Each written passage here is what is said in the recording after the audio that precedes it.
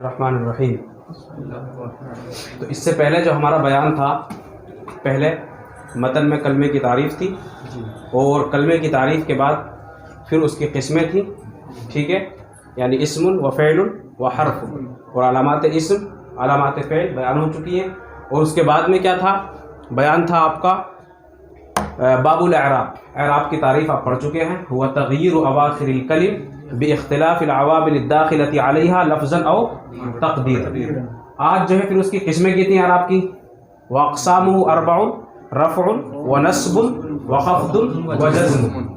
آج جو ہے آپ کو بتائیں گے 4 قسمیں تھیں اعراب کی: رفع، نصب، جر اور جزم.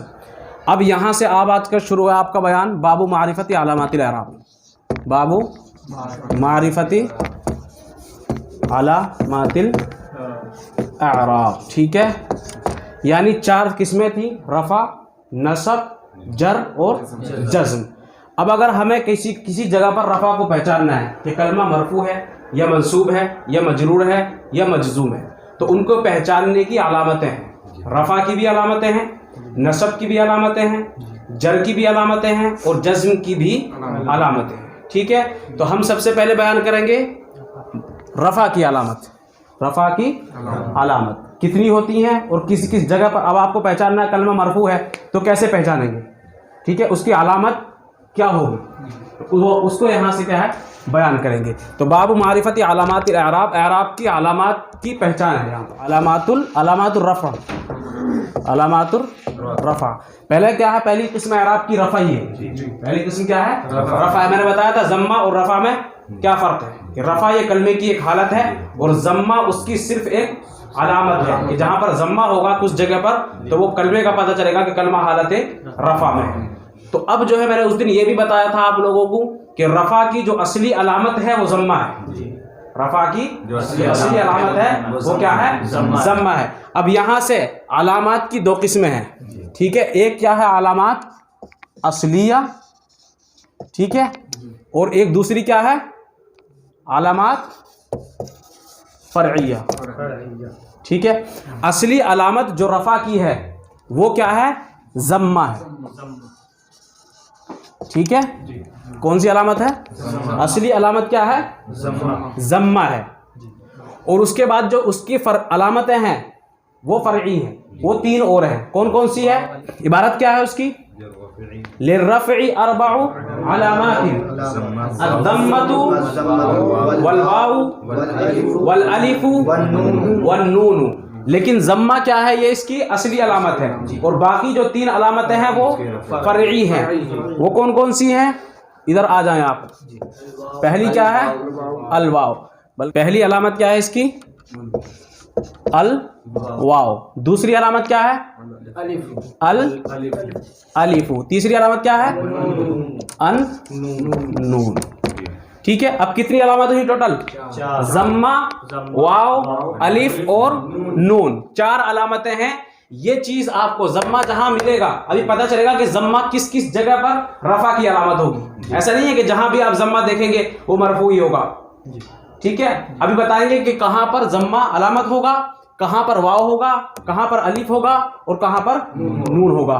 اب ضمہ جو ہوگا یہ علامت کس کی؟ رفع کی. وہ 4 جگہ پر ہوگا. کتنی جگہ پر ہوگا؟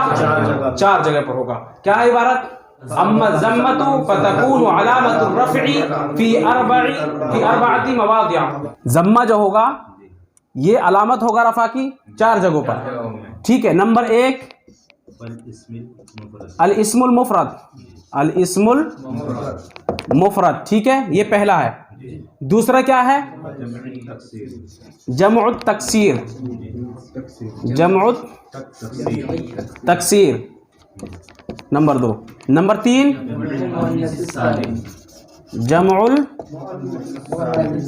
المؤنث السالم. ٹھیک ہے، آگے نمبر 4 الفعل المضارع الذي لم يتصل بآخره شيء. شيء سے مراد کیا ہے یہاں پر؟ کہ اس کے آخر میں الف تثنیہ بھی نہ ہو، واو جماعت بھی نہ ہو، اور یا مخاطبہ بھی نہ ہو. جیسے مثال کے طور پر الف تسنیہ ہوگا تو پھر یفعلانی ہو جائے گا، تو اس کی علامت الگ ہوگی.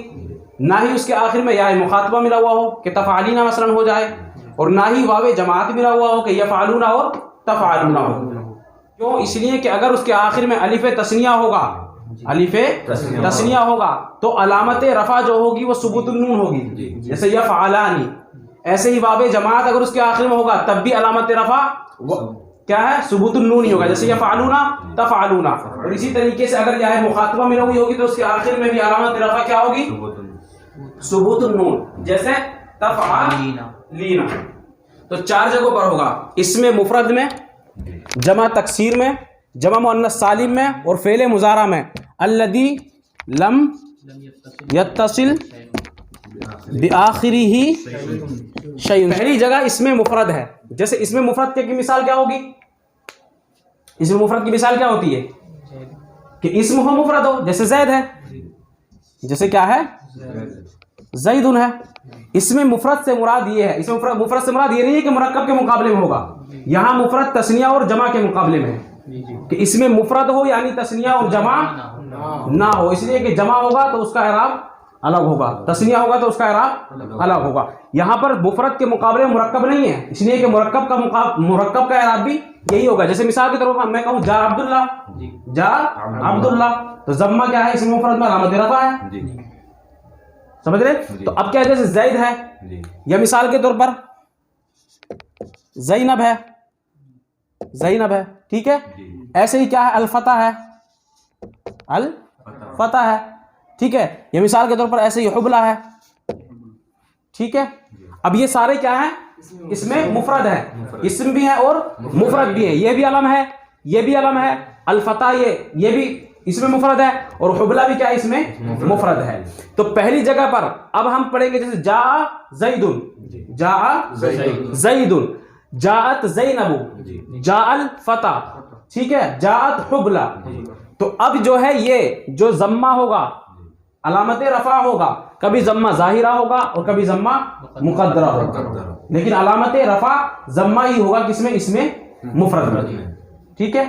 تو پہلی جگہ جہاں پر ضمہ رفع کی علامت ہوگا. اب جہاں پر بھی دیکھیں گے آپ جاء زیدن، اس میں مفرد ہو، وہ اسم کیا ہے؟ اس میں مفرد ہو اور اس پر ضمہ ہو، تو سمجھ جانا کہ وہ کیا ہے؟ کلمہ حالت رفع میں، حالت رفع میں ہے. چاہے وہ مثال کے طور پر کیا ہے؟ مبتدا بنے، چاہے خبر بنے، چاہے کیا ہے؟ کانا کا اسم بنے، انا کی خبر بنے، یا پھر نائب فاعل بنے، جو بھی بنے گا ہوگا کیا؟ مرفوع. اگر اس پر ضمہ ہے اور وہ کیا ہے؟ اس میں مفرد ہے، تو اس ضمے سے پتہ چل جائے گا کلمہ کیا ہے؟ مرفوع ہے. اس لیے کہ یہ ضمہ اس میں مفرد میں رفع کی علامت ہوگی، رفع کی علامت ہوگا. آگے دوسری جو جمع ہے جمع تکسیر ہے، جمع تکسیر ہے. یہاں پر بھی ضمہ رفع کی علامت ہوگا. اگر جمع تکسیر ہے، اگر جمع تکسیر ہے اور اس پر ضمہ ہے، اس پر ضمہ ہے، ٹھیک ہے، تو پھر وہ کیا ہوگا؟ وہاں پر مرفوع ہوگا. اب ضمہ ہوگا تو یہ ضروری کہ فاعل ہی بنے گا، ضمہ ہوگا تو ضروری کہ فاعل بنے گا، مبتدا بھی ہو سکتا ہے، ٹھیک ہے، مبتدا بھی ہو سکتا ہے. جیسے الرجال قادمون، الرجال قادمون، تو ہم کیا کہیں گے؟ الرجال مبتدا ہے، ٹھیک ہے، مرفوع ہے، اور علامت رفع کیا ہے؟ اس کی ضمہ ظاہرہ ہے. الرجال قادمون میں کیا ہے کہ الرجال مبتدا ہے، حالت رفع میں ہے، اور علامت رفع کیا ہے؟ ضمہ ظاہرہ ہے. اس لیے کہ جمع تکسیر میں ضمہ کیا ہے؟ علامت رفع ہوتا ہے، ٹھیک ہے. یہ مثال کے طور پر کہیں جاء رجال، جاء رجال، تو رجال کیا ہوا؟ فاعل ہے، مرفوع ہے، علامت رفع کیا ہے؟ یہاں پر ضمہ ہے. اس لیے کہ جمع تکسیر میں ضمہ کیا ہے؟ علامت رفع ہوتا ہے. پہلے یہ بتائیے جمع تکسیر کیا ہوتا ہے؟ جمع تکسیر کہتے ہیں کہ جو دو مذکر یا مؤنث پر دلالت کرے، اس کے مفرد میں تغییر کے ساتھ، اس کے مفرد میں کچھ تبدیلی کر کے اسے جمع بنایا جاتا ہے. جیسے مثال کے طور پر کتاب ہے، جیسے کتاب ہے، اس کی جمع کیا آتی ہے؟ کتب آتی ہے. تو اس کے مفرد میں کچھ تبدیلی کی اور جمع تکسیر بن گیا، ٹھیک ہے. اس کی مثال کیا ہوگی؟ رجال، ٹھیک ہے. اور کوئی؟ مساجد، ٹھیک ہے. اور ابراہیم تو عالم ہے. جمع بتائیں. کتبن، جیسے کتب. اب اس کا اعراب کیا ہوگا حالت رفع میں؟ ضمہ ہوگا. جہاں بھی دیکھیں آپ فاعل بنائیں، اس کو نائب فاعل بنائیں، مبتدا بنائیں یا خبر بنائیں، آئے گا کیا؟ ضمہ. جیسے مثال کے طور پر جاء رجال، جاء رجال. آگے کیا ہے؟ بنیت المساجد، بنیت المساجد. آگے کیا ہے؟ کتب. ہذہ کتب، ہذہ کتب. تو ہذہ مبتدا ہوگا، کتب اس کی خبر ہوگی، حالت رفع میں ہوگی. رفع کی علامت کیا ہوگی؟ ضمہ ظاہرہ. آگے کیا ہے؟ جمع مؤنث سالم. جمع مؤنث سالم. جمع مؤنث سالم کیا ہوتی ہے؟ ما دل علی اکثر من اثنتین، من اثنتین، جو دو مؤنث سے زیادہ پر دلالت کرے اور اسے بنایا گیا ہو اس طریقے سے کہ اس کے آخر میں الف اور تا کی زیادتی کی جائے، اس کے آخر میں الف اور تا کی زیادتی کی جائے. تو جہاں پر بھی جمع مؤنث سالم ہو اور اس پر ضمہ ہو، اس پر ضمہ ہو، تو سمجھ جانا کہ وہ کیا ہے؟ حالت رفع میں ہے. اس لیے کہ جمع مؤنث سالم پر جہاں بھی ضمہ ہوگا وہ کیا ہے؟ حالت رفع میں ہوگا. فاعل بنے گی یا نائب فاعل یا مبتدا یا خبر یا کانا کا اسم یا انا کی خبر یا تابع میں سے ہوگا. یہی چیز ہوگی. ٹھیک ہے. جیسے مثال ہم نے لکھا ہے یہاں پر معلماتن، ٹھیک ہے، اور مسلماتن، مسلماتن. اب کیا ہے؟ بنایا کس کا؟ ما دل علی اکثر من اثنتین بزیادۃ الالف والتاء. ایسے کیا؟ معلمتن تھا، آخر میں الف اور تا کی زیادتی کی. پہلے سے جمع مؤنث سالم کہتے ہیں کہ جس کے واحد کا وزن سلامت ہو اور اس کے آخر میں الف اور تا کو بڑھا کر کے اس جمع کو بنایا گیا ہو. اب یہاں پر دیکھیں الف اور تا کو بڑھا دیا اور اس یہاں پر کیا ہے؟ الف اور تا کو بڑھا دیا. یہاں پہ الف تا کو بڑھا دیا، یہ ہو گیا. تو پہلی شرط کیا کہ الف بھی زائد ہو اور تا بھی زائد ہو. اب ایک کلمہ ہے، جیسے مثال کے طور پر قاضی، جیسے قاضی، اس کی جمع کیا آتی ہے؟ القضاۃ. تو قاضی کی جمع کیا ہے؟ قضاۃ. جمع مؤنث سالم ہے یا جمع تکسیر ہے؟ جمع مؤنث سالم ہے یا جمع تکسیر ہے؟ جمع مؤنث سالم ہے یا جمع تکسیر ہے؟ کیا مفتی صاحب؟ جمع تکسیر ہے. کیوں؟